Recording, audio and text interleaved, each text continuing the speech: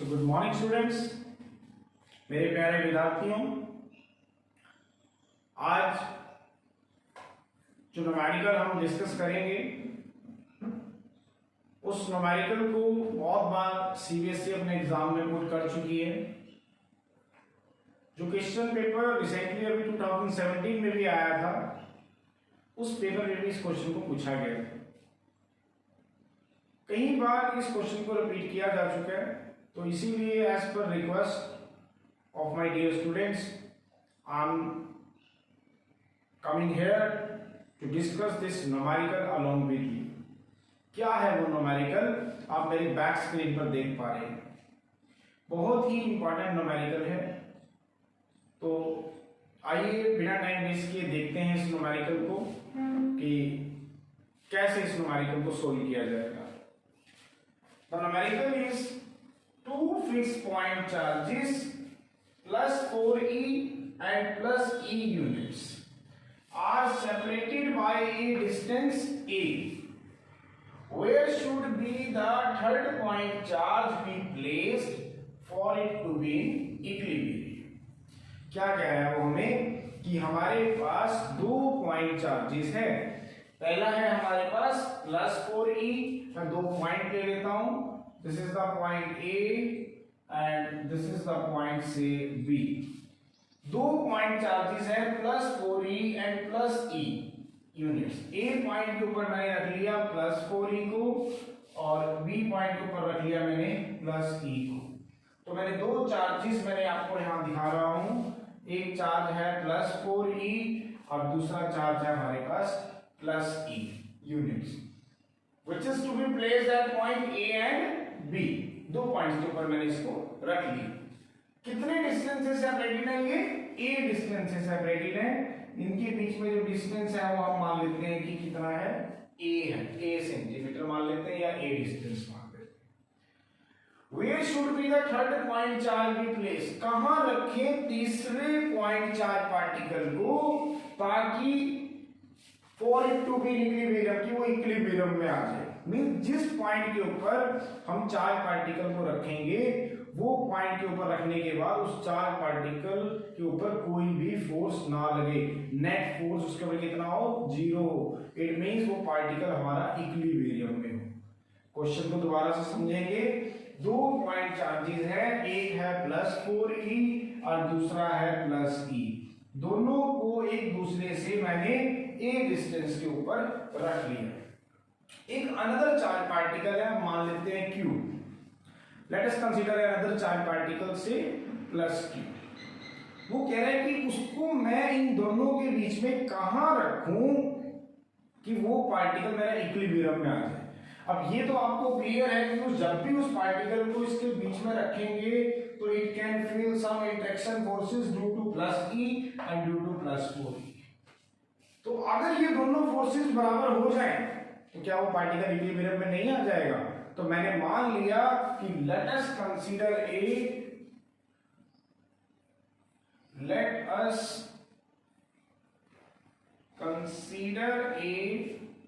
Charge particle से q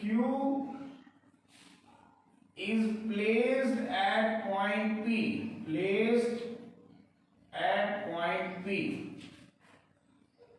at a distance say x from plus 4e। मैंने मान लिया कि वो जो चार्ज पार्टिकल q है उसको मैं कहां ले रहा हूं, मान लेते हैं कि एक p पॉइंट के ऊपर ले रहा हूं। एक कहां ले रहा हूं, p पॉइंट के ऊपर इस प्लस q को मैं ले रहा हूं। मैंने क्या किया, एक प्लस q चार्ज पार्टिकल एक p पॉइंट पे ले लिया जो इससे कितने डिस्टेंस पे है, मैंने मान लिया कि वो इससे x डिस्टेंस पे। तो b पॉइंट से कितने डिस्टेंस पे रह जाएगा, a माइनस x। मैंने क्या माना, let us consider a charge particle से q is placed at point p। इस p पॉइंट पे ले लिया, वो पॉइंट इससे कितनी दूरी पे है, सेम x दूरी पे। तो डिस्टेंस कितना होगा, the distance of the charge particle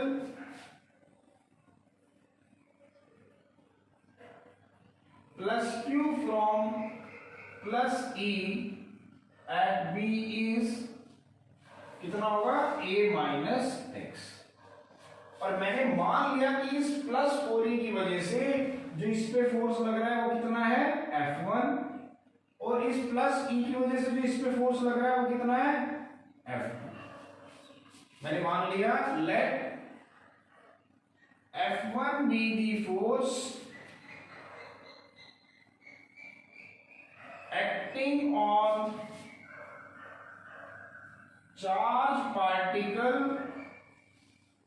q due to plus 4e, and it is given by Coulomb's law। Coulomb's law कितना लगेगा F1 1 by 4 pi epsilon naught।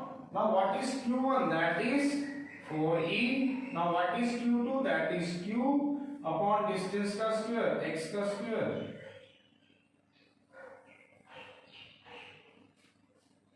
This is the force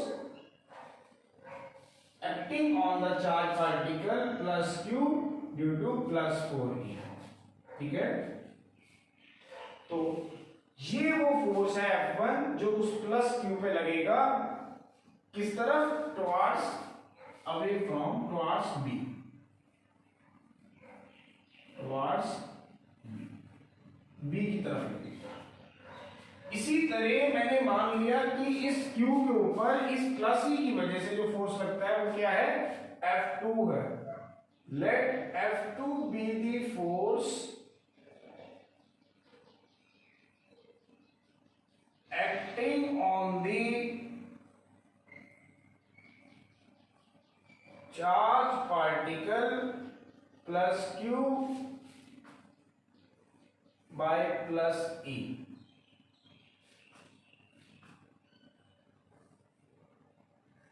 due to plus e, and it is also given by Coulomb's law। मैंने मान लिया कि इस P point के ऊपर जो इस प्लस C की वजह से फोर्स लग रहा है वो कितना है F2। तो F2 की वैल्यू कितनी आ जाएगी हमारे पास 1 by 4 pi epsilon naught QE, that is E Q2, that is Q by distance का स्क्वायर A minus x का स्क्वायर। तो F1 और F2 जो उस Q के ऊपर लग रहे थे वो मैंने फाइंड आउट कर लिया। दोबारा देखें, उसने कहा था कि चार्ज पार्टिकल को कहां रखें कि वो पार्टिकल इक्विलिब्रियम में आ जाए। ये तो क्लियर है कि जब भी आप चार्ज पार्टिकल को इन दो चार्जेस के बीच में रखोगे तो उस पर इंट्रैक्शन फोर्सेस लगेंगे। वो कह रहे हैं इसको कहां रखें कि वो इक्विलिब्रियम में आ जाए, मीन नेट फोर्स उस पर जीरो लगे। तो मैंने मान लिया कि उस चार्ज पार्टिकल को मैं कहां रखता हूं, P पॉइंट पे रखता हूं। वो P पॉइंट इससे x डिस्टेंस पे है और इससे a माइनस x डिस्टेंस पे है।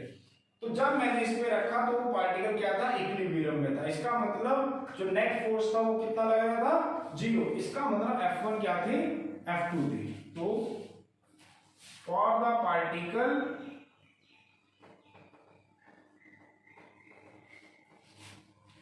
having charge q at P at point P be in equilibrium,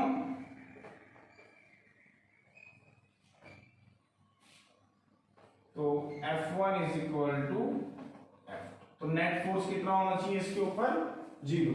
अगर आप चाहते हो कि चार्ज क्यू इक्विलिब्रियम में आए तो इसका मतलब इस पे फोर्स कितना होना चाहिए, जीरो। तो चेक करते हैं कि कितने डिस्टेंस पे।